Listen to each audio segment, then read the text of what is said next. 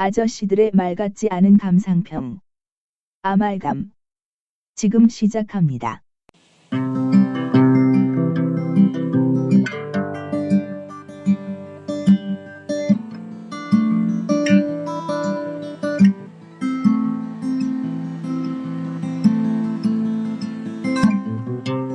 안녕하십니까. 아말감 22회 행운의 2가 반복되는 22 이 작가야입니다. 네, 도도상입니다. 그 힘은 빨리 왔으면 좋겠습니다. 오고 있어. 우리가 이제 저 MD 얘기랑 광고 얘기 안 하기로 했나요? 그거는 하지 말라는 민원이 진짜 거세더라고요. 거세고 저 22회니까 이제는 뭐 안정세를 탄 것도 안정세를 탄 거고 말씀하시니까 또 행운의 22회라고 하시니까 제가 올해 마지막으로 업무를 보면서 모든 업무를 내년 초로 딜레이 시켰어요. 내년 초 1월에 네, 이렇게 해드릴게요. 뭐 1월 그때 가서 조율하죠. 그때 이렇게 되지 않을까 이런 식으로 다 딜레이 시켜서 올해 말에 터져서 그만둬야 돼요. 그러려면 더더욱이 우리 MD님께서 좀 전능하신 MD님이 저 MD 추천에 올려주셔야 될 텐데. 제가 볼 땐 김어준 맛을 봤어요. 그죠? 네, 유입되는 청취자들이랑 뭐 엄청나서 이제는 뭐 굳이 뭐 우리가 견인을 안 해줘도 요즘 그 MD 추천에 올라가는 이 콘텐츠들 보니까 예전에는 일반인들 콘텐츠가 많이 올라가는데 요즘은 김어준 이후에는 이 거의 준 프로들의 콘텐츠들로 채워지더라고요. 메이저로 돌아섰군요. 그러네요. 팟캐 거의 홍대 격이었는데 이제는 뭐 젠트리피케이션이 일어나고 있어요. 이제는 뭐 시집이 됐습니다. 오늘의 영화 들어가기 전에 영화 오독에서 패터슨을 녹음했는데 별다르게 할 얘기가 없어서 근데 패터슨 마침 재밌게 보고 오셨다길래 재밌게 봤죠. 어제 본 4명의 패널 중에는 패터슨이 대부분 재미없다라는 저기였고 혐오에 가까운 반응을 보인 사람도 한 명 있었어요. 그랬는데 과연 오늘 재밌게 보셨다길래 어떤 점이 이렇게 괜찮은지 잠깐만 한번 재밌게 봤어요. 그 짐 자무시 옛날에 짐 자무시 영화 보고서 충격을 받았을 때가 고스트독인가? 고스트독. 포레스트 휘테커가 주연으로 나온 킬러로 나오는 고스트독을 봤는데 처음에 그때 어렸을 때 봤을 때는 이게 과연 영화인가? 이것을 과연 액션 영화의 만듦새라고 할 수 있는가? 라고 생각했었는데 이제 시간이 지나면서 다시 그 영화를 보게 되니까 머리가 이제 굵어지면서 그게 아니더라고요. 그러면서 짐 자무시가 역시 영상신이다 하는 그 특유의 짐 자무시 분위기를 감안하고 보니까 분위기도 되게 좋고 거기가 뉴저지였나요? 어디였죠? 패터슨. 네네. 패터슨 뉴욕의 변두리예요. 그래요? 네. 그럼 러스트벨트랑 거리가 있는 거네요? 뭐 그것까진 몰라요. 가만있어 알지.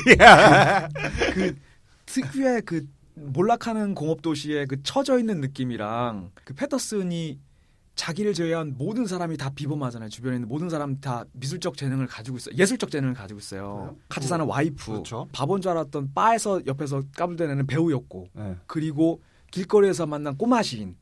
그리고 하물며 처음 기타를 들고 나서 그 와이프가 노래하는 것들을 보면서 자기 주변에 있는 모든 비범함을 갖고 있는 그 상황에서 패터슨이라는 게 모든 주변에 흩뿌려져 있잖아요. 뭐 동네 이름도 패터슨이고 패터슨이라고 써있잖아요. 버스 대면 앞에 당연히 그 버스니까 이 사람은 반복되는 그날 월요일부터 되게 반복해서 보여주잖아요. 하물며 자기 삶 자체도 반복되고 무료한데 주변의 모든 사람들은 그 예술적인 그 끼를 가지고 있고 그리고 자기 와이프가 그걸 푸시하면서 강요에 못 이겨가지고 시를 쓰는 것 같은데 이 사람한테도 맞아요. 그 감성이 있는 거. 그리고 그 극단적으로 이 사람의 직업이 보여주는 게 자기가 버스를 몰긴 하지만 그 노선을 벗어날 수 없고 그거를 계속 반복해야 되는 일상이잖아요. 근데 그런 곳에서 삐지고 나오는 예술적인 홍 같은 거 자체가 분위기 자체도 되게 시적이고 어떤 국내 예술 작가의 그 미술 전시회 명이었던 것 같은데 정확히 기억 안 나는데 유명한 무명이라는 게 패터슨한테 정확하게 들이맞는 것 같더라고요. 그래서 저도 만약에 이거 한줄평을 하게 되면 유명한 무명 패터슨의 차가운 따뜻함 이런 식으로 한번 해볼까 했는데 한번 아무튼 그런 분위기도 너무 좋고 좀 좋았어요. 저는 요거 편집해서 그 뒤에다 붙여주세요. 시를 별로 안 좋아해서 몇몇 좋아하는 그 시가 있기는 한데 시집도 집에 몇 권 있긴 한데 그거 저기 여자애들한테 이빨 털 때 좀 인용해서 쓰려고 다들 그래서 하는 거 아니에요? 그런 용도로 이제 해서 사는 그런 거 기용도는 그래도 좀 괜찮더라고요. 어쨌든 그런데 그래서 이 영화를 보면서 나는 역시 시하고는 안 맞는구나를 느꼈어요. 이 영화 자체를 시로 만들었다는 느낌이 들었는데 영화 안에 시를 담았다기보다는 시의 구조를 취하고 있죠. 영화가 계속 반복과 변주. 그래서 그렇다고는 하겠는데 뭐 이렇게 재미를 이렇게 느꼈다. 그렇다고 뭐 지루하게 보진 않아. 막 지루해서 막 엉덩이를 들썩들썩하면서 보진 않았는데 재미 그렇게까지는 못 느끼겠더라고요. 저도 영시를 몰라서 뭐 한국시를 잘하는 것도 아니지만 그래서 저 시가 과연 잘 써진 시인가는 또 그게 안 오는 거죠, 감이. 그래서 지금 피터슨이 재능이 없다고 본 거예요? 혹시? 저는 재능은 있다고 봐요. 있다고 근데 그 봐요? 재능이 제가 기준에서는 그 영시를 보고서는 그 시를 목요일 이후에 발견했다고 봐요. 그 영화상에서 목요일부터 저는 좀 그러니까 시가 방향이 좀 달라졌다고 생각하거든요. 확신은 없습니다. 그렇군요. 심장훈 씨는 알겠죠, 뭐. 그래서 이런 영화는 3번, 4번, 5번 봐야 재밌을 것이다. 시라는 것도 3번, 4번, 5, 10번, 20번씩 읽어서 새롭게 발견하는 거잖아요. 암독해야지, 그렇죠. 외워야죠. 네, 같은 시를. 그래서 이 패터슨이라는 시의 영화시를 이해하려면 여러 번 반복해서 보셔야 될 것이다. 라는 생각을 들지만 다시 보고 싶지는 않네요. 봐야 될 영화가 너무 많아. 오늘의 영화는 정육점의 비밀입니다. 2 millioner, det er jo mange penge. 2 millioner, hvad er det for et tal, der kommer her? Han sagde 1 million til hver. Det er da også 2 millioner. Jamen, det gider jeg da ikke at stå og diskutere. 땀벌벌이 스벤과 그의 친구 비아는 정육점을 개업합니다. 하지만 가게는 파리만 날리고 설상가상으로 냉동고에 전구를 달던 전기기사가 냉동고에 갇혀 동사하는 사고까지 나게 됩니다. 시체를 발견하고 패닉에 빠진 스벤은 시체를 잘라 고기로 판매하고 그 후 정육점은 몰려드는 손님으로 북새통을 이룹니다. 시체 한 구의 고기는 금세 돈이 납니다. 하지만 몰려드는 사람들의 기대와 칭찬에 고무된 스벤은 또 다른 시체를 확보하기 위해 머리를 짜냅니다. 한편 인근 정육점 주인 훌가는 스벤과 비안이 파는 고기가 심상치 않다는 눈치를 채는데요. 위기의 스벤과 비안, 이들을 의심하는 훌가, 인육에 길들여져가는 손님들. 이 살벌한 정육점에서 벌어지는 비밀스러운 사건의 결말은 무엇일까요? 정육점의 비밀입니다. Kunne de forestille dem noget mere ydmygende end at blive proppet op i røven på dem selv? Hallo?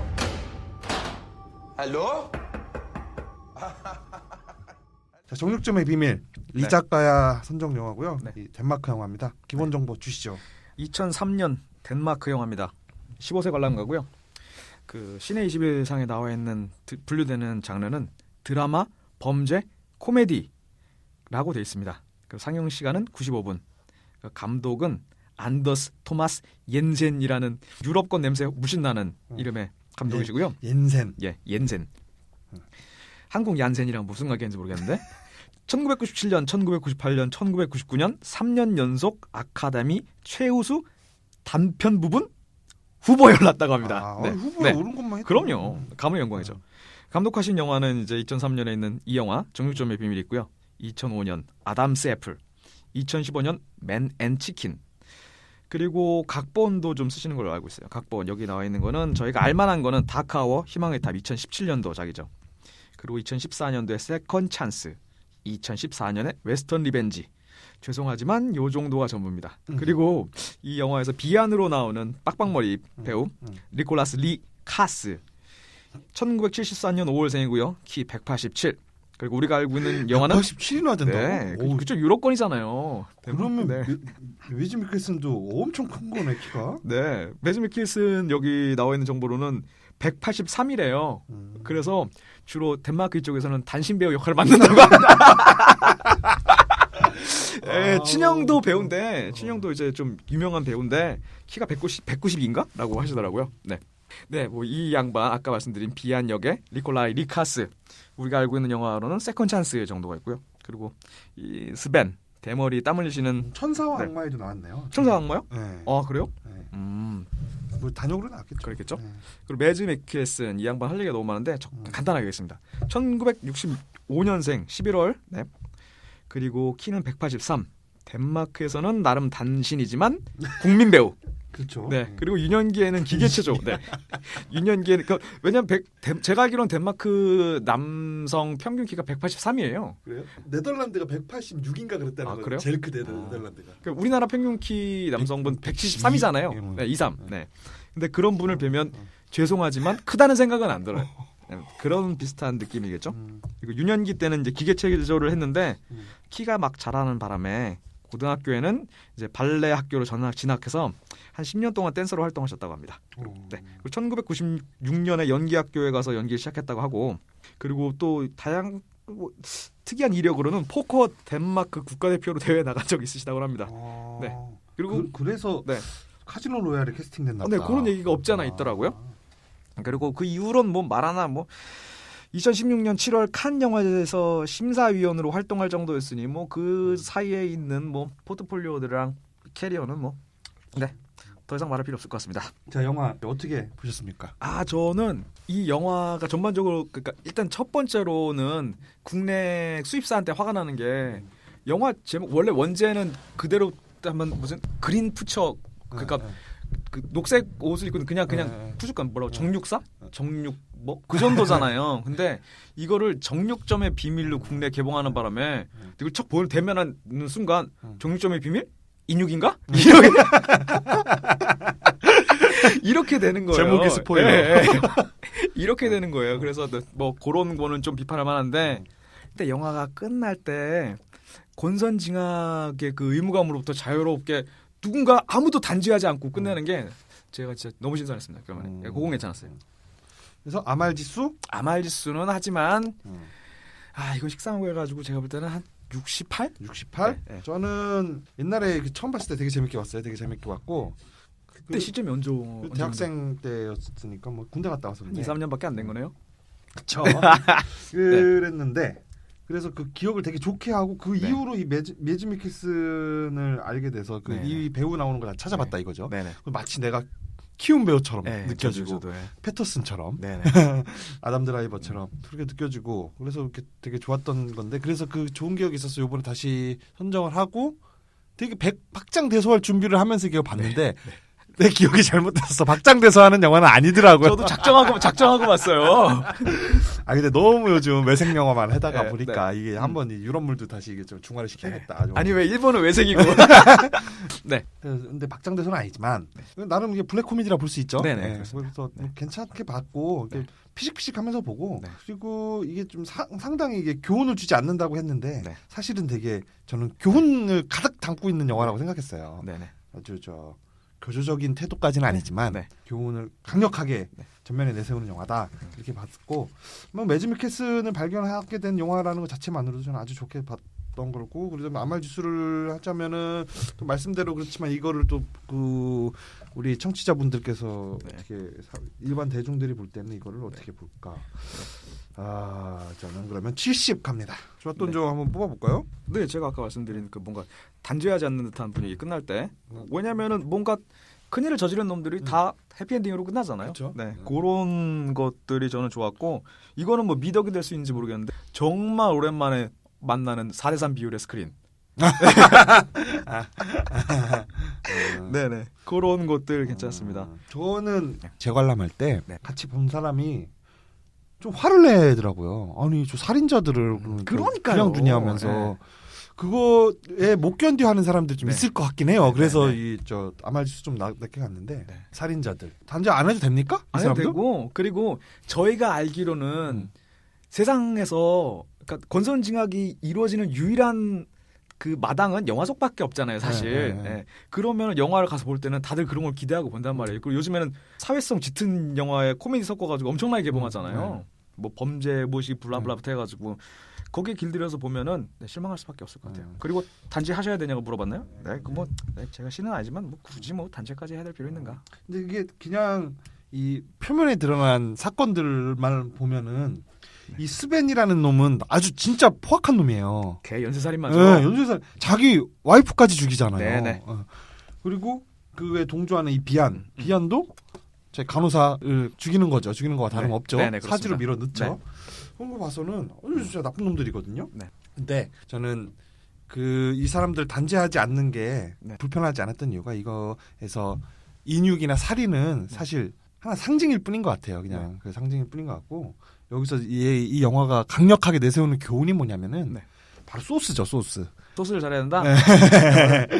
사실 이 정육점에서 인육을 팔기 시작하면서 파리만 날리던 정육점에 막 사람들이 막 몰려들잖아요. 그거 너무 클리셰죠. 우리 옛날 얘기 몇천 년 동안 클리셰인데. 그것도 하루 만에 입소문을 그렇게 타고.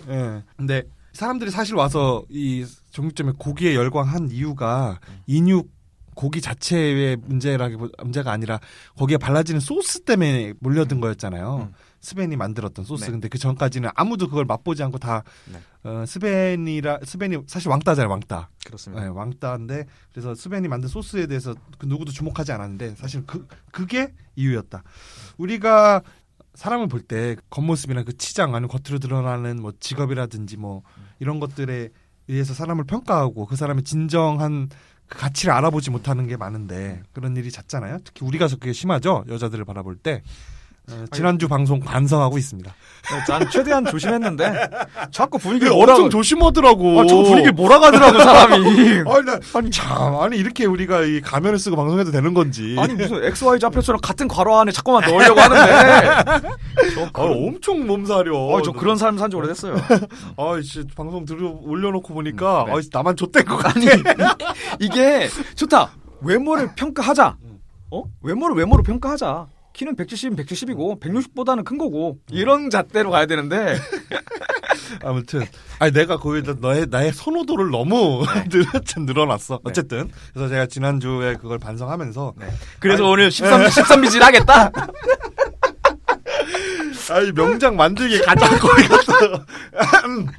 그래서 이 영화가 주는 교훈은 이 쳐죽을 놈들 이놈들 이거 이 진정한 가치는 다른 곳에 있다. 네네. 우리가 나의 외모 때문에 아니면 나의 뭐 직업 때문에 뭐 나의 사회적 성취 때문에 사람들이 나한테 좋아하고 열광하는 거 그리고 그래서 그런 것들 그런 부수적인 가치를 높이려고 매진하고 있을 때 사실은 우리 안에 저 깊은 곳에 잠자고 있는 우리의 진정한 가치는 다른 곳에 있는 것이었다. 아니 진정한 가치면 고기의 진정한 가치면 육질이어야지 왜 소스야 이거는 꾸밈이잖아요, 꾸밈. 아니지. 이 정육점이 장사 잘 되는 거는 소스였다. 뭐 그렇게 보면 그럴 수 있죠. 정육점의 진정한 가치는 소스에 있었다. 하지만 아무도 그 소스 만든 본인조차도 소스에 무게를 두지 않잖아요. 그래서 우리의 진정한 가치를 찾아봐라라는 그런 이야기이기 때문에 살인자를 단죄한다거나 이런 건 사실 표피인 거죠. 그건 상징인 거고. 그래서 단죄하지 않아도 불편하지 않다. 하물며 우리가 알고 있는 악행 중에서 가장 큰 악행은 살인일지인데 이런 살인자조차도 자존감을 회복하고 하면 이렇게 된다. 그런 것일 수 있어. 충분히 그럴 수 있습니다. 그래서 그런 교훈을 담은 전래동화다. 그거를 이제 인육이라는 포장지를 씌워서 영화로 만들었다. 그리고 인육이라는 게 초반에 그 신부님인가요? 목사님인가요? 목사님. 그분이 똑같이 인육을 먹는 행위에 대해서 얘기할 때는 거의 영화에서는 걔를 뭔가 죄인처럼 다루고 있지는 않거든요. 그렇죠. 물론 살인을 행하지는 않았지만. 그렇죠. 인육을 파는 거 먹는 거와 또 살인을 하는 건 또 다르니까. 목사님이 영화 상에서는 비행기 추락 사고가 일어나서 조난을 당했다가 이제 추운 데서 그래서 자기 죽은 와이프 고기를 먹으면서 혼자 살아남았다. 다른 승객들은 다 죽고. 근데 다른 사람 고기는 안 먹고 와이프 고기만 먹었다는 거잖아요. 영화 중간에 대사로 이렇게 나오는데 목사가 와이프를 먹은 거는 아마 장례 의식처럼 먹은 것 같아요. 예전에 그렇죠. 예전에 원시사회 때는 죽은 사람의 시체를 먹음으로써 그 사람의 영혼이 먹은 자의 몸에 스며든다. 이렇게 믿어서 그 장례 의식으로 그걸 먹는 게 풍습이 있었을 정도니까. 이 사람 목사인데? 아무튼간에 비슷한 것 같습니다. 그 절박한 순간에 몰렸을 때는 믿음을 잃고 원시신앙으로 돌아간다 이거지. 이 기독교의 이 허약함도 이게 영화에서 한번 지적을 했네요. 꼬집는 파트가 많네요. 기독교 까는 영화네. 명작 올라가죠? 이 금기에 이렇게 도전을 했어. 인육을 먹고 기독교를 비판하고. 아이고 참나. 스벤 캐릭터. 스벤 캐릭터. 되게 웃기지 않아요? 네. 유머러스하고 그리고 우리가 알고 있던 매즈 맥킬슨의 이미지가 아무리 망가져도 저렇게까지 우습고 함부로 낮춰볼 수 있는 캐릭터가 될까 얼마나 앙칼지고 무서운 캐릭터예요. 근데 그걸 소화해내는 거 보고서 괜찮더라고요. 저는 이 영화를 처음으로 매즈 맥킬슨을 알았으니까 난 그 사람 코미디 배우인 줄 알았어요. 처음에. 근데 그 다음에 나오는 거 보면 막 머리 심고 나온다. 아니 막 헌니발 무슨 뭐 또 그 뭐야 뭐지? 그 기사로 나오는 거 기사로 엄청 많이 나왔어요. 네네네. 역사물에서 많이 나와요. 그 기사로. 타이탄 거기 엄청 멋있게 나오죠. 메듀사하고 눈이 마주쳐서 돌로 변하면서. 네.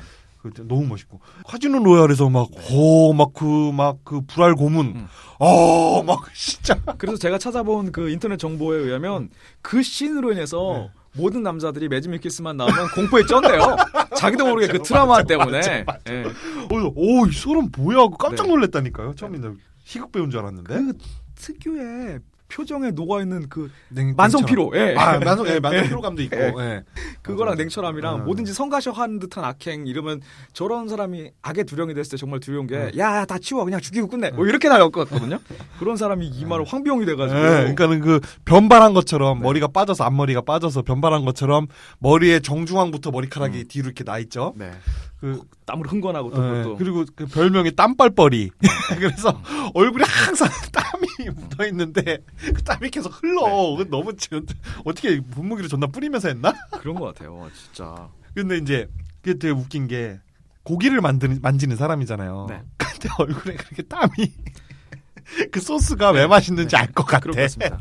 그 소스로 땀이 엄청 떨어진 거지. 사실상 그런 거네요. 그러면 살인이 저질러진과 동시에 이전과는 다른 땀이 흘렀을 거 아니에요. 정말 자기 생사가 걸려 있는 정말 진짜 긴박한 땀이 그것이 어떤 소스가 돼가지고 판매가 되면서 그런 맛이 땀이다. 나왔다. 네. 진정한 가치는 땀이다.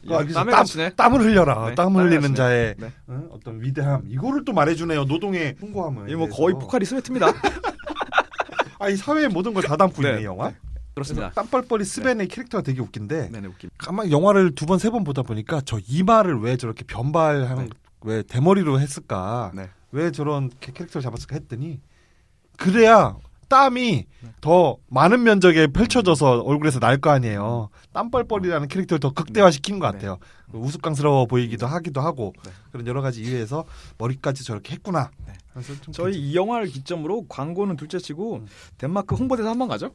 오늘 참 그 페이스북에서 무슨 광고를 봤는데 어떤 사이트에서 핀란드 헬싱키로 여행을 보내주는 이벤트를 벌였어요. 그래서 신청을 했는데 그럼 3장을 준대 티켓, 왕복 티켓 3장과 숙식 호텔권 3장 그리고 체류 경비도 일정 부분 지원해주고 대신 가서 미션 몇 개 수행해야 된대. 뭐 이렇게 사진이나 이런 거 찍어와야 된대요. 거기 아름다운 모든 거라든지 이런 거에 대해서.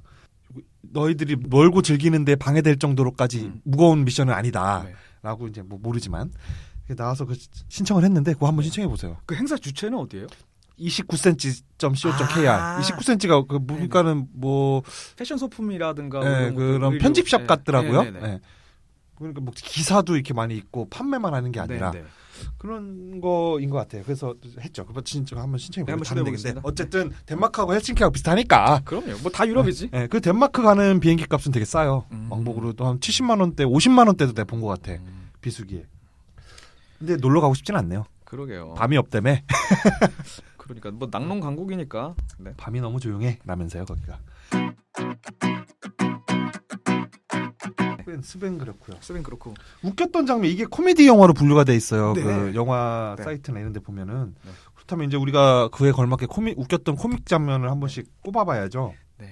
뭐가 있을까요? 당장 생각나는 건 그 스벤 매즈 미킬슨이 자기가 학대받던 과거에 대해서 설명할 때 비안 리콜라이 리카스 이 상대 배우가 버디 중에 빡빡머리 배우가 들으면서 그거 지난번에 했다. 그거 듣고 싶지 않다. 이런 말을 잘라가는 뭔가 슬픔을 공유하고 싶은 걸 컷컷 잘라가는 게 재밌었어요. 좀 웃겼어요. 그렇게 받아들였는데 이게 그 자기가 어릴 때 왕따 당했던 그 회상을 이렇게 들려주잖아요. 그때 옆에서 표정이 애들이 날 때렸다 많이 물건으로 여러 가지 물건으로 때렸는데 자전거 주부 타이어 공기 주입기로 때리고 뭐 연탄 집게로도 때리고 그러니까 벨트 때린 소품들을 나열하기 시작하니까 얘가 표정이 딱 안 좋아져요. 그래서 그게 너무 마음이 아프고 좀 듣기가 거북해서 표정이 굳어져서 벨트까지 얘기해놨을 때 아이 그만해라 그만 얘는 그만 들어도 된다 하면서 일어나서 나는 마음이 아파서 그랬다고 생각했는데 그렇구만요. 이게 예전에 한 얘기 또 한 거라서 네네 한 얘기 또 하고 한 얘기 또 한 것도 있고 아무튼 너 입에서 나온 얘기 더 이상 듣기 싫은 거죠. 하여튼 그 장면 좀 웃겼고 나는 그 나열하는 게 웃겼어. 그래서 계속 나열해. 그걸 왜 이렇게 다 나열을 해? 그 소품들을 우리 꽁트에서 많이 보던 장면이잖아요. 그거 웃겨. 저는 이제 오프닝 씬인데 스벤하고 그 친구 동업자 비안이 네. 다른 정육점의 직원으로 일하던 시절이잖아요. 네네. 그래서 사장이 되게 엄청 잔소리가 심하죠. 네. 그래서 사장이 들어와서 그 고기 해체하는 그 작업장에 들어와가지고 카운터에 있다가 막 애들한테 한바탕 하고 나가잖아요. 네네. 그러니까 스벤이 이렇게 있다가 비안 쪽으로 이렇게 돌아보면서 어쩌고저쩌고 이렇게 얘기를 해요. 네. 그러니까는 비안이 그 얘기를 듣고선 저 소세지 만드는 법은 머릿속에 잘 넣어뒀지 하는데 그 천장에 매달아둔 소세지가 네네네네. 스벤의 이마에 맞아요. 이렇게 네, 다 있어요. 네. 그 영상과 네. 그 말이 네. 너무 매치가 된다. 그러니까 너무 거의 웃겼어요. 이마에 서 있다시피 하잖아요. 꽂혀 소세지가. 있는 것처럼 네. 그 장면이 너무 웃겼어요. 그 장면 좀 웃긴 했습니다. 저 생각나는데. 그런데 떠오르는 건데 그 비안 이 양반 맷 데이먼 닮지 않았어요? 네, 닮았어요. 맷 데이먼하고 맷 데이먼의 아놀드 슈워제네거의 입을 합성해놨어요. 입술 모양을. 그러네요.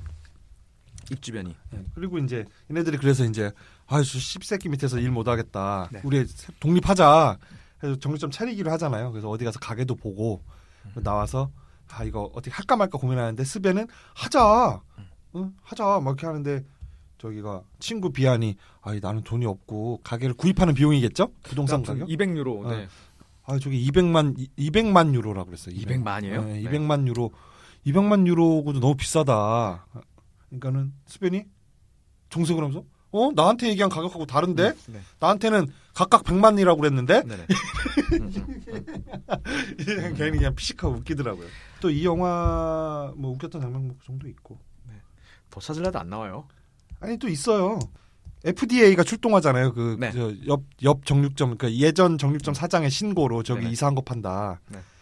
그래서 FDA가 출동해서 막 정육점을 뒤지고 있는데 뒤늦게 스벤이 와가지고 문 열고 들어가는데 문 밖에서 이렇게 창문으로 이렇게 들여다보던 여자 얼굴 이렇게 밀치면서 네네네. 들어가요. 그 장면도. 그러니까 그 정도가 여기서 보여지는 최대한의 슬랩스틱이에요. 이 영화에서 보여지는. 그 말씀하신 그 씬에서 그 FDA 직원이 오는데 머리가 무슨 자다깬 머리 같은 거 네. 이렇게 붕 떠가지고 있잖아요. FDA인데. 네. 그래서 존나 역시 더러워 보여. 역시 뭔가 북유럽 선진 사회에서는 공무원이 외모로서 가지고 있어야 되는 그런 권위 자체 같은 건 없구나라는 한번 크게 느끼고 왔습니다. 그렇습니다. 그리고 거기서도 FDA 등장할 때도 웃겨요. FDA가 왔는데 그 신고한 정육점 주인 사장놈이 자기가 FDA인 것처럼 너희 빨리 저 손님 다 내보내고 문 닫아라. 우리는 FDA에서 왔다. 그러니까 옆에 FDA 직원이 됐어 내가 할게 하고 넌 빠져요. 그 장면도 좀 웃기고. 그게 소소하게 웃기죠. 그렇습니다. 나는 근데 왜 배꼽에 빠질 준비를 하고 봤을까? 기억이 왜 그렇게 됐지? 아니 나도 그 얘기를 듣고서 되게 재밌는 영화, 되게 유머러스한 영화 그렇게 생각하고 봤는데 정말 작정하고 봤어요. 웃을 작정하고 삶이 비루하고 힘들어서 작정하고 봤는데 그렇게 터져주진 않아서 좀 아쉽더라고요. 영화가 되게 단선적이잖아요. 보면은 다른 영화들 보면 저마다 캐릭터들이 다 자기만의 과거와 자기만의 삶이 있고 밥도 먹고 똥도 쌀 것 같은데 이 영화에서는 그 비안과 스벤 두 캐릭터 주변에 딴 사람들 잠깐 등장했다 살았다 등장했다 살았다 한단 말이에요. 어떤 장소를 중심으로 하는 영화라든가 사물을 중심으로 하는 영화 같은 거 보면은 그 장소의 주변에 모이는 사람들의 잠깐 그 장소에 나왔을 때의 삶만 보여주는데 이 영화는 정육점이 주가 되긴 한데 잠깐 등장했던 캐릭터들이 되게 이렇게 좀 단편적이어가지고 그런 점이 좀 아쉽긴 했어요. 물론 코미디 영화지만 내가 바라는 점은 그게 아니지만 그리고 우리가 또 영화를 다시 볼 때 재밌는 포인트가 뭐냐면 놓쳤던 복선을 발견하는 거잖아요. 근데 제가 생각하는 이 영화의 가치는 주로 후반부에 우리가 알고 있던 그 권선징악의 통념을 깨면서 나는 거 그 재미가 되게 커서 앞쪽으로 돌아가서 다시 보면서는 그렇게 다시 흘린 거 내가 놓치고 한 걸 주워 담는 재미는 별로 없더라고요. 단서가 없죠. 그리고 네. 이건 뭐 미스테리를 해결하는 네. 영화가 아니다 보니까 그런 게 전혀 없어요. 단서가. 네. 여기에 이제 주로 등장하는 게 이게 장소가 정육점, 네. 그 다음에 무덤, 네. 화장장이죠. 네네, 무덤. 화장터. 그 다음에 온실. 네. 뭐 그렇게 세 가지가 등장하잖아요. 네. 정육점은 죽음이 있는 곳이죠. 정육점. 네. 그리고 또 어떻게 보면 사람들이 거기서 음식을 사다가도 생을 유지하는 삶이 있는 곳이기도 네. 하고. 화장터는 네. 죽음이 있는 곳이죠. 그냥. 네네. 그리고 온실은 네. 또 식물을 키우는 곳이니까 거긴 또 생명이 있는 곳. 정육점이 그 온실, 생명을 상징하는 온실과 죽음을 상징하는 그 화장장의 어떤 융합된 공간이 아닌가. 그래서 모든 것이 있는 곳, 정육점. 네, 그 하물며 그 화장터는 그 온실이랑 같이 있어요. 네, 네, 그렇죠. 네. 네. 그러면 화장터와 그 네. 온실 거기도 정육점이네, 그럼. 그 일종의 그런 거. 정육점 그리고 두 개가 나오는 거네. 거기서 멘트를 신부님이 빛이 있고 따스함이 있으면 생명이 있다고. 그렇죠. 근데 거기에 반대되는 빛이 없고 차가운 공간은 그 냉장 창고잖아요. 이렇게 양쪽 극단에 있는 것 같아요. 그래서 그런 그 장소를 통한 어떤 대꾸 이런 것들도 의도를 한 게 아닌가. 감독에게 치밀한 준비, 이 명작이죠. 네.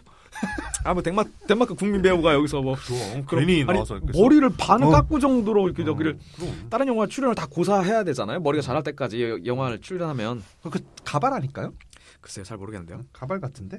저는 여기 뭔가 푸르스름해가지고 저 밀었네 면도했네 우리 옛날에 수학 교수님처럼 살짝 푸르스름하더라고요. 그래서 하물며 그 냉동실은 빛을 고치려고 했는데 그 빛마저도 안 들어서 고치려고 한 거잖아요. 그렇죠. 그래서 빛을 고치는 사람이 죽고. 그 스릴러라고 본다면은 한 번 쫄깃한 장면이 나오는 게 있어요. 어떤 장면이냐면 비안의 동생, 남동생인 몇 년간의 혼수 상태에 빠져있다가 깨어나서 형을 자꾸 찾아오죠. 근데 형은 쌍둥이 동생. 형은 이 동생을 미워해요. 그 어떤 트라우마가 있어서 비안과 썸 타고 있는 썸녀가 어떻게 이 동생과 친하게 돼서 자꾸 찾아오잖아요. 비안을 찾아오는데 어느 날 비안이 없는 날 스벤 혼자 정육점에 있는 날 찾아와서 자꾸 비안을 만나게 해달라고 스벤을 귀찮게 하는데 그때 조마조마하지 않아요? 그렇습니다. 저 스벤이 또 얘네 냉장고에 가둬갖고 죽이고 또 얘네 고기 파는 거 아닌가? 저도 그렇게 생각했어요. 그리고 그 장면이 딱 되게 그 계속 귀찮게 할 때 좀 이렇게 가슴이 쫄쫄쫄쫄쫄 한번 그 쫄깃하게 만든 장면이 있어요. 비안의 본심은 모르겠지만 사실상 관객이 보기에는 쌍둥이 동생이 죽어줬으면 하는 것 같은 눈치였거든요. 영화에서는. 그리고 비안은 죽이려고 하는 사람이죠. 그리고 비안은 죽이는 사람이에요. 계속 그 정육점에서 고기를 스벤? 아니, 비안도 그렇고 스벤도 그렇고 죽이는 사람들이 얘네들은 죽이는 사람들. 스벤은 와이프도 죽이고 사람 실제로 죽이고 비안도 죽이려고 하죠. 동생을 안락사를 선택을 했으니까. 거기다가 하물며 그 간호사까지. 간호사까지 그랬고 죽이는 사람들이 얘네는. 동생은 또 엄청 반대로 또 굉장히 생명을 사랑하는 집착적으로 생명을 사랑하는 사람으로 나오잖아요. 그러니까 그런 것들이 모든 게 그 장소, 인물들 이런 것들이 다 굉장히 그 대칭적을 이루고 대꾸를 이루고 있다. 명작이야. 근데 갑자기 생각나는 씬 중에 하나가 소문이 한번 휙 돌아가지고 갑자기 문전성시를 이루잖아요. 손님들이 막 몰려있었잖아요. 그래서 그 카운터에서부터 사람들이 쭉 줄을 서가지고 가게 밖까지 이어지는데 카운터에서 정확히 기억나는데 한 3-4번째쯤에 서있던 남자분의 팔이 한쪽이 없어요. 그게 사람 몸을 잘라서 파는 가게에 팔 없는 분이 와가지고 고기를 사간다는 것도 되게 아이러니하죠. 그런 것들도. 그 씬도 피식하게 만들어요. 그러니까 이게 다 대꾸를 만들어놨어. 다 모든 거를. 그래서 굉장히 그런 거 보는 재미도 있다. 그리고 여기서 스벤이 처음에 사람이 죽는 거는 사고로 죽게 되는 거잖아요. 안에 냉동고 안에 사람이 있는 줄 모르고 전구 고치는 사람이 있는 줄 모르고 스벤이 냉동고 문을 잠그고 퇴근하는 바람에 그래서 사고가 나는데 그 다음날 아침에 출근을 했는데 와이프가 출근하는 차 안에서 와이프랑 싸우고 와이프가 이혼을 통보하고 떠나고 그리고 문을 열고 있는데 전에 일하던 정육점에 사장이 찾아와가지고 막 약 올리고 사람도 하나도 없고 뭐 하고 있냐 하면서 막 약 올리고 혐오하던 악덕 기업주였는데 그러니까 얘가 그 상태에서 시체를 발견해가지고 이제 완전 멘붕에 빠진 거잖아요. 엿먹으라고 해가지고 그 고기를 걔들한테 먹여버리죠. 그래서 나는 그걸 물어본 거야. 왜 그 사람이 거기서 시체를 잘라 팔게 됐을까? 그거를 물어본 건데 엿먹어라. 다음날 파티를 하니까 파티에 모인 그 사람들이 지금 12명에다가 홀가까지 해서 13명이잖아요. 13명 분의 음식을 준비하는데 그거를 그 다리로 준비한 거죠. 왜 이거랑 인육이랑 처먹어라 라고 해서 먹었는데 이제 그게 입소문을 타고서 사람들이 몰려온 게 저는 거기서 뭐가 떠올랐냐면 까미 이방인이 좀 떠올랐어요. 이방인에서도 보면은 주인공이 살인을 하는데 살인을 한 이유가 뭐냐고 법정에서 진술을 하는데 햇빛이 눈이 부셔서 라고 대답을 해요. 근데 그게 거짓말이 아니잖아요. 그렇습니다. 그게 사실이었단 말이에요. 햇빛이 눈이 부셔서.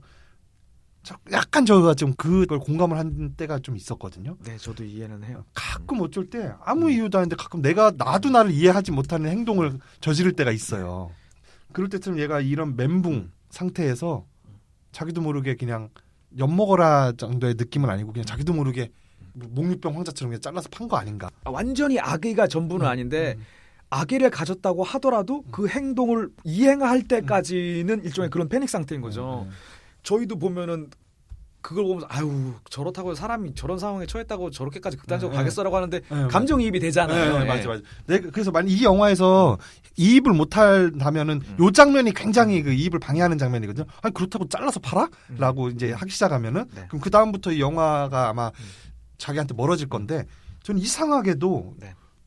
여기에서는 굉장히 그 공감이 네. 갔어요. 저 잘라 파는 그게 그러니까 스벤의 심정이. 그러니까 살면서 정말 사람이 진짜 한 발자국만 더 내디디면 내 앞에 있는 저 사람을 죽이겠구나 하는 극단적인 상황까지 내가 합리적으로 설명할 수 없지만 그 상황까지 내몰리는 경우들이 있잖아요. 저도 그거 보면서 납득하고 그리고 어떤 사람이 핀트가 팅하고 튕겨져 나가지고 극단적인 상황으로 가는 그런 그 과정만 다룬 영화들도 한 두세 편 되잖아요. 네, 막 차가 막히고 에어컨이 고장나고 땀이 쏟아지면서 애가 그때부터 총을 갖고 날뛰기 시작하고 그래서 저는 그 장면이 자연스럽게 받아들여졌기 때문에 이 영화 전체의 그 완성도라든지 그 감정의 흐름을 따라가는 영화는 아니니까 좀 그게 그 저한테 멀어지지는 않았다. 네, 저도 좀 그렇습니다. 그걸 한번 짚고 싶습니다. 뭐 그러면은 뭐 이왕 말씀 나온 김에 뭐 사시면서 정말 이 살인의 가장 근처까지 가봤다 하는 당장 생각나는 뭐 그런 경우 있으십니까? 그건 없네요, 저는. 에이씨, 저도 없습니다. 아니, 저는 화를 잘 내잖아요, 평상시에. 네. 저 사람들이 네. 러시아 사람 같대요. 네. 러시아 사람 그렇게 화를 낸다면서. 글쎄요. 러시아 사람들은 화를 안 내면 바보라고 생각한대요. 그래서 화가 났을 땐 자기가 화를 내서 내가 이런 경우에는 화가 난다는 거를 주변 사람들한테 알려야 하는 게 정상적인 문화래요, 거기는. 뭔가 합리적이네요. 어떻게 네. 듣자면. 네. 그러니까 좀 자기 권리기도 하잖아요. 네가 내 기분을 상하겠으니까. 그래서 누가 화를 내도 그걸 갖고 사람들이 러시아에서는 뭐 같이 화를 낸다든가 왜 화를 내 하고 이상하게 본다든가 그러지는 않는다고 하네요. 하여튼 저도 화를 잘 내는 적이라서 누굴 죽일 만큼까지 이게 치솟고 그런 적은 없어요. 좋습니다. 다시 한번 가죠.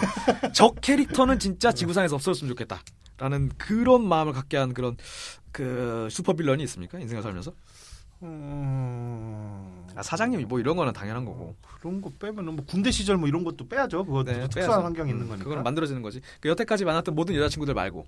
저는 저는 운전할 때 좀 가끔씩 그럴 때 있어요. 되게 짜증나요. 특히 깜빡이 안 켜는 사람들. 네. 저 되게 싫어요. 깜빡이 안 켜는 사람들.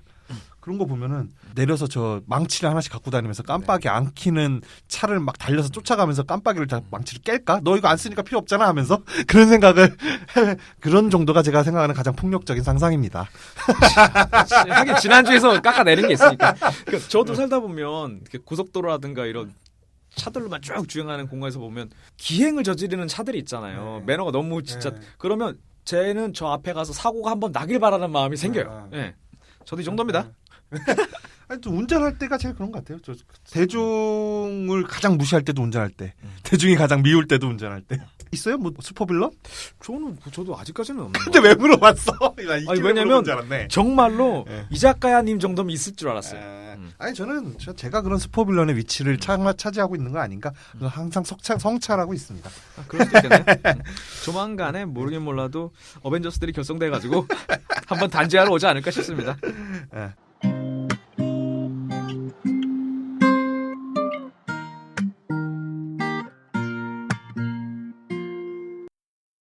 저희 뭐 이게 또 저 엔딩 아까 말씀하셨잖아요. 단죄 없이 네. 그 우리 관객의 기대를 이렇게 탁 비껴가면서 영화가 끝나서 괜찮았다. 저는 이제 엔딩에서 갈등이 극대화되는 시퀀스가 그거잖아요.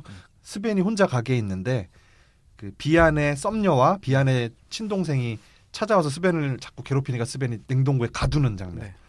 그때 뒤늦게 비안이 찾아와가지고 스벤을 두드려 패고 네. 썸녀를 냉동고에서 얼른 꺼내죠. 그래서 미안하다고 하는데 여자친구가 그래서 너희들 다 미친놈이라고 하면서 울면서 가죠. 네. 도망가죠. 해동이 덜 됐겠죠.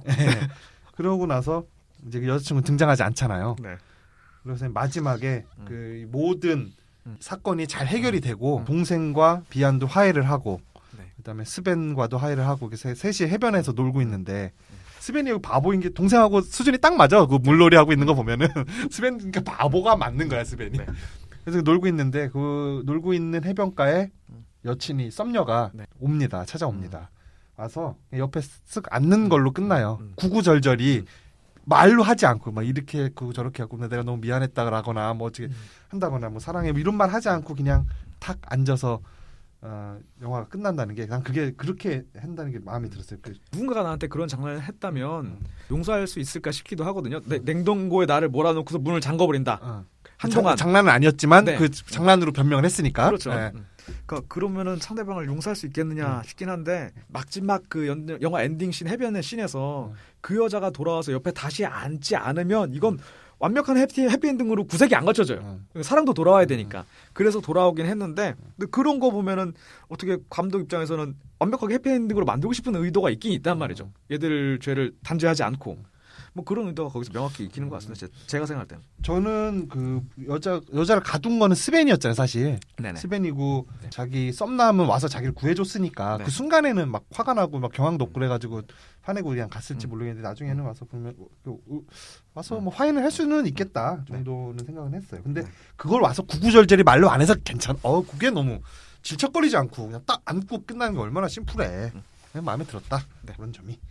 괜찮습니다. 근데 그 아름다운 해변 풍광에서는 뭐 굳이 이렇게 뭐 지지고 볶고 할 건 아닌 것 같습니다. 또 그 여자 배우의 닮았죠. 저기 닮았죠. 네. 리즈 위더스푼. 네. 마이너 버전이라고 봅니다. 리즈 위더스푼도 진짜 볼 때마다 궁금증이 저 배우가 왜 대체? 라는 느낌이 드는데 이분은 뭐 근데 덴마크 쪽은 또 그렇습니다.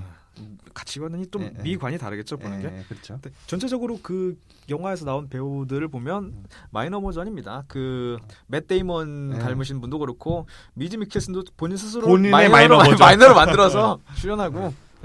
매즈 미켈슨 진짜 멋있는데. 진짜 멋있습니다.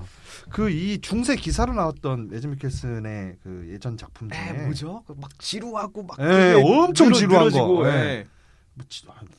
무기가 털었는데 미하엘 코라스의 선택. 네, 맞아요. 여기서 진짜 멋있게 나와요. 머리 하얀 머리 해가지고 진짜 멋있습니다. 거기서 무기고 털었는데 무기고에서 나오는 홈이 낫 이런 거 보고서 진짜 시대 배경을 제대로 묘사한다라는 생각이 들었었죠. 네. 이거 진짜 이분 더 헌트에서도 괜찮았고. 네네. 이분 매즈 미켈슨 얘기 좀 할까? 이분 나온 영화 중에 추천할 만한 거 한번 추천해 좀 해주세요. 저는 그때 만취에서 봤던 더 도어인가? 나도 그거 꼽으려고 했는데. 더도 그러니까 훌륭한 영화인지 나중에 다시 봤을 때는 그 정도 감동은 아니었는데 술이 알딸딸하게 오른 상태에서 봤어요. 근데 그럼 막 울면서 봤어요. 되게 괜찮은 판타지예요. 그리고 네네. 판타지잖아요. 네. 너무 볼만해 진짜. 그 이후에 비슷한 선택을 하는 영화들이 있어요. 그러니까 더 프레스티지인가 뭔가 그러니까 자기가 마술사가 되어서 완벽한 마술을 만들기 위해서 여기서 살아났다 저기서 나타나야 되는데 그걸 할 수 위해서 자기를 복제해서 결국에는 자기가 자기를 살해하는 거에서 끝나잖아요. 그 비슷한 선택이 더도어에서도 그 오리진이라고 보죠. 그런 선택류에. 그리고 이게 이제 또 그럼 관문을 통과해서 다른 세계로 가는 거잖아요. 그런 거. 뭐 어떤 막 신비로운 느낌. 그래서 어릴 때 막 저기 저 굴다리 넘어가면은 뭐가 다른 게 있을 것 같고 또 깡패라도 있을 것 같고 막 그런 막연한 두려움 같은 게 있잖아요. 그런 느낌이 자꾸 들면서 괜찮대요. 저도 그게 똑같은 인물인데 지금 상황이 다른 거잖아요. 저쪽 사람들은 도어를 통해서 온 사람들에게 똑같은 인물인데 선악이 갈려버린 거죠. 쟤들을 죽여야지만 살 수 있는 사람이 돼버리고 나머지들은 아닌 그런 이분화시키는 것도 진짜 매력적이었고 괜찮았습니다. 이거 괜찮았고 또 뭐 저는 그럼 저도로 꼽아버렸으니까 카지노 로얄 꼽겠습니다. 카지노 로얄 섬뜩해요. 저기 007 리부트 시리즈 중에 최고라고 찬사받잖아요. 카지노 로얄이. 거기서 에바 그린 나온 에바 그린이 나오죠. 네, 맞아요. 그러면 제 기억이 맞네요. 괜찮았어요. 카지노 로얄 원래 옛날 007 저 되게 안 좋아했거든요. 네, 저 뭐 전자제품 광고하는 것 같고 그래서 별로 안 좋아하는데 백색 가전 영화야. 그렇습니다. 근데 리부트된 007도 사실 별로 안 좋아요. 그렇게 가더라고 또 옛날 007처럼. 그리고 제이슨 본 뭐 우라카이 느낌도 너무 나고 그다음 옛날 007 느낌 요소도 살려야 되니까 또 백색 가전도 계속 들어오고. 근데 이 007 카지노 로얄은 되게 괜찮았어요. 그래서 악역이 또 굉장히 매력이 있었고. 저도 괜찮았습니다. 그리고 그게 리부트하면서 그 양반 그 어르신 누구시죠? 다니엘 크레이그. 네. 그 다니엘 그 양반 이 양반이 처음으로 주연한 건가요? 그렇죠. 그죠? 주연작이 처음이냐? 아니 주연작이 처음이야. 첫 007이냐고. 네. 리부트 맞아. 007. 그 전부터 우려가 되게 많았죠. 다니엘 크레이그 얘기하는 거 아니죠 지금? 아무튼 아니 뭐 시간 많으니까. 우려가 많았는데 과연 저분한테 007이 맞느냐, 젠틀한 그 이미지가 맞느냐라고 했었는데 거기서 호평을 받은 걸로 기억하고 있습니다. 괜찮았어요. 그것도 괜찮았습니다. 보니까는 젠틀했어. 그리고 에바 그린은 뭐 어디다 내놔도. 근데 예전부터 에바 그린 좋아하셨는데 난 에바 좋았어요. 그린의 턱부터 좋아요. 턱부터. 이 턱 위는 다 싫어. 턱 밑은 다 좋은데 몸매는 이제 어마어마하시죠. 네. 근데 정말 생태적이죠. 뭐 그렇습니다. 하여튼 그렇습니다. 그리고 매즈 미켈슨 이 양반은 컨트롤 C 컨트롤 V 사전 정보를 하려고 나무위키 들어갔는데 나무위키에 걸려 있는 프로필부터 벌써 엄청나요. 그래요? 제가 여기 나와 있나요? 딱 매즈 미켈슨 하면 우리가 떠오르는 그 이미지예요. 그 살짝 그 피곤한 듯하면서 잠시 어디 봅시다. 매즈 미. 난 벌써 찾았지. 에이씨. 아, 담배 물고 있는 거. 네네. 이거 뭐야? 같이 보고 계시죠? 쩔어요. 멋있네. 네, 진짜 멋있어요. 그리고 최근에 짤로 돌아다니는 것 중에 그 심사위원 맡은 2016년 칸 영화제에서 심사위원 대상을 받은 그 수상한 거를 그 상황을 바라보는 매즈 미켈슨의 표정이 있거든요. 이때 보면 여전해요. 진짜 멋있어요. 멋있습니다. 그리고 살짝 그 송곳니가 길어요. 매즈 미켈슨이 대문니가 안으로 이렇게 밀려 들어갔고 송곳니가 바깥으로 약간 튀어나온 송곳니가 유달리 삐죽하거든요. 그래서 약간 입을 살짝 벌리고 있을 때 그 송곳니 끄트머리만 살짝 보인단 말이에요. 양쪽으로. 그럴 때 약간 살짝 뱀파이어 느낌 났고 되게 좀 묘한 매력이 좀 있죠. 진짜 사람이 냉철하고 냉혈한 같이 보여요. 저희 방송 정체성이 이렇게 가야 되는 거 같아요. 그냥 생긴 거 가지고 계속 풀어가는 게. 인상 비평, 인상을 비평하는 거지. 사람 인상을. 가지고 영화 인상 비평이 아니라. 그럼 조형미가 있으니까 기본적으로. 그렇습니다. 네, 그렇습니다. 그럼 뭐 이렇게 저 거시기 해가지고. 네. 추기련작이라도 한번 읊어보시죠, 매즈 미켈슨. 제가 여기 최신작에서부터 거꾸로 한번 읊어볼게요. 뭐 닥터 스트레인지, 로그원이지. 로그원, 네, 로그원. 맨앤 치킨이라고 있었다. 웨스턴 리벤지 보셨습니까 혹시? 안 봤어요. 아, 에버그린이랑 같이 나오는? 아 그래요? 네. 재밌어요 이거? 아, 그냥 우리가 알고 있는 웨스턴물에서는 살짝 거리가 있는데, 네, 저는 괜찮게 봤어요. 분위기도 좋고, 네. 미하엘 코라스의 선택, 2013년이네요. 찰리 컨트리맨도 있는데? 아 그래요? 찰리 컨트리맨이라는 주연은 아닌가 봐요. 거기서 아마 악당 두목 정도로 나오지 않았을까? 저도 안 봤는데 샤이아 라포트 나오네. 같이 나. 그 양반이 어떤 조직의 보스의 여자를 건드려서 이게 흘러가는 그런 영화 같아요. 그러면은 매즈 미켈슨이 할 건 하나밖에 없죠? 그렇죠? 저 잘라갖고 정육점에 걸겠죠? 네. 뭐 이런 정도 있습니다. 네. 더 헌트 이 영화도 괜찮아요. 네, 맞아. 애들이 무서워 이 영화 보고 나면 진짜. 그래서 애들 근처에도 가지 말아야겠다. 더 헌트 혹시 여기 또 영화 이미지 있어요? 아 맞다. 네, 괜찮았어요. 유치원 교사로 나오잖아요. 네. 여기서는 또 그렇게 또 착해 보이고. 네. 그러니까 한 사람의 인생이 나락으로 떨어지는 게 다른 사람의 가벼운 장난이거나 거짓말에 의해서 뭐 그런 영화죠. 네, 맞아요. 유치원생이 선생님한테 관심 받고 싶어가지고 거짓말을 하는데 그것 때문에 아동 성범죄자로 한순간에 몰려버리죠. 네. 이 영화도 진짜 보고 있으면 마음이 엄청 무겁고 애들 옆에 가지도 말아야겠다라는 교훈이. 그러면서 지난주에 그 스즈 뭐 이쁘냐 뭐 어쩌네. 근데 그 정도만 돼도 저긴데 완전 4-5살 어린 애들이 하는 거짓말 같으면은 걔는 거짓말이라고 인식도 못하고 할 거 아니야 애들은. 그래가지고 저도 갑자기 에피소드가 생각나는데 친구랑 같이 낮에 낮술을 먹으면서 공원에서 맥주를 먹고 있었어요. 먹고 있었는데 그 앞에 조그만 여자아이가 가다가 쓰러진 거예요. 애기가? 애기죠. 그러니까 일단은 무조건 10세 이하, 7세 이하였어요. 쓰러졌는데 알큰하게 술이 오른 대낮에 제 친구가 그걸 부축하고서 쓰다듬으면서 그거 뭐 괜찮아 라고 하는데 저쪽에서 애가 자빠진 걸 보고 뛰어오는 엄마 입장에서는 어떻게 받아들일지는 솔직히 예상이 안 되는 거 예측이 안 되는 거거든요. 사실 우리가 할 수 있는 최상의 행동은 앉아 있는 거예요. 그냥 그거 가가지고 쓰다듬고 뭐 어떻게 해도 괜찮아 어떻게 괜찮아 무릎이라 손이라도 얹어서 문질러줬다고 쳐봐요. 그래서 제가 하지 말고 돌아오니라 했는데 아니 이런 냉혈한을 받냐라는 식으로 얘기하면서 그 친구가 그 친구거든요. 천장에다가 그 썬루프에다가 종이 끼워놓은 친구. 그 친구가 그 친구니까 부모가 어떻게 받아들였을지는 대충 예상이 되죠. 뭐 좀 인상이 서글서글해서 뭐 나쁘게 생각은 안 했겠지만 어쨌든 위험하긴 해요. 네, 뭐 연쇄살인 보면 항상 우리 주변에 있는 거니까. 한 주평. 2003년 덴마크 영화계가 잡은 인구 폭증 및 식량난 해결이라는 2마리 토끼. 아니 덴마크가 좀 저출산으로 고생하지 않나? 그러니까 전 세계적인 그 해안을 가진 거죠. 그래요? 지구적 입장에서. 네, 그렇습니다. 그렇습니다. 저는 이 영화는 아주 우리에게 멱살을 잡고 교훈을 아가리에다 쳐넣는 영화이기 때문에 그 교훈을 받아서 교훈에 배불리기 또 처음이네요. 우리 마음속 깊은 곳 그 소스를 각자 발견합시다. 오케이, 하겠습니다. 중요하네요. 다음 주 영화는 뭔가요? 저 2개 중에 하나 생각하고 있는데 이번에 그 패터슨에서 아담 드라이버가 너무 또 괜찮아가지고 위아영이라는 영화 할까 아니면은 또 겨울이고 눈이 막 내리고 축구하는 시즌이니까 헤이트풀 에잇 할까 그 중에 하나 고민하고 있습니다. 위아영 가죠. 헤이트풀 에잇은 다음번에 갈게요. 눈 오는 날 이거는 위아영. 네, 위아영으로 다음 주에 다시 찾아오겠습니다. 네. 이번 회차는 엄청 진지했는데. 네. 그러게요. 우리의 그 이 진중한 면모에 또 돌아갔던 청취자들이 다시 돌아오시지 않을까. 소문 듣고 촥 정육점에 줄 서 있듯이 그냥 팟캐스트 앞에 줄 서 계시겠네요. 그러면 다음 주에 오겠습니다. 안녕히 계십시오. 네, 수고하셨습니다. 끝.